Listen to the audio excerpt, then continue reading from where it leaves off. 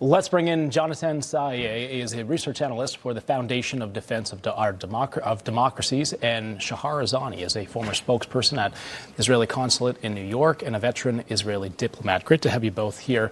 Shahar, I'll get your thoughts on this historic peace deal agreement finally coming to fruition. President Trump, as we just heard there, telling the hostages Monday they could be coming home, or the families of the hostages could be coming home on Monday.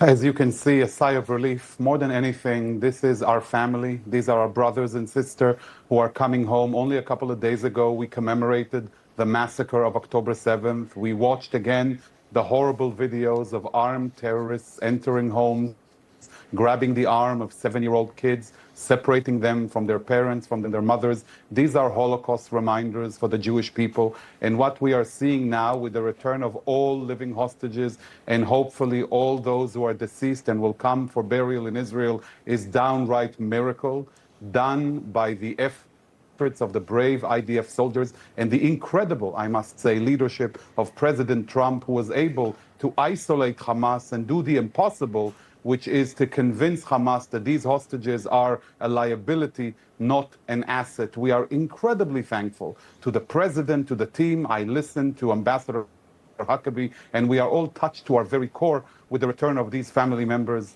to us all. There wasn't a dry eye in Israel since we heard the declaration. Yeah, and celebrations, by the way, as we see there in Hostage Square in Tel Aviv. Right. Jonathan, I wanted to talk to you about the unfortunate and sick bargaining chip that Hamas had been using with these hostages here. The Washington Post sums it up as such.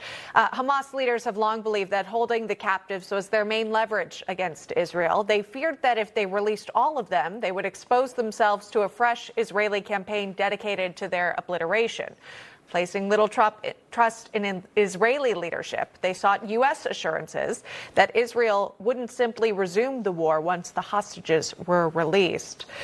I guess that came through Witkoff and Kushner and Ambassador Huckabee. I mean, was it those U.S. key players that ultimately brought this deal to fruition? It precisely was. So ultimately, any entity in this context, being the United States, acting as a mediator is key when it comes to bridging these gaps and divides between the two sides. And it was really extraordinary for Washington under President Trump to be able to provide Hamas, who has long been reluctant to engage in fruitful and meaningful diplomacy, for them to actually agree to the first phase of this plan. So it is truly historic for this administration to leverage both, of course, diplomatic channels, but more importantly, back Israel during its war campaign to ensure that we have enough leverage for this diplomatic breakthrough. Yeah, absolutely. And we'll continue to watch. This is phase one of this deal. We'll hopefully get to phase two and have more of this play out. Janatan Sayeh, Shahrazani, thank you so much. We appreciate both of you coming on. Thank you. Thank you.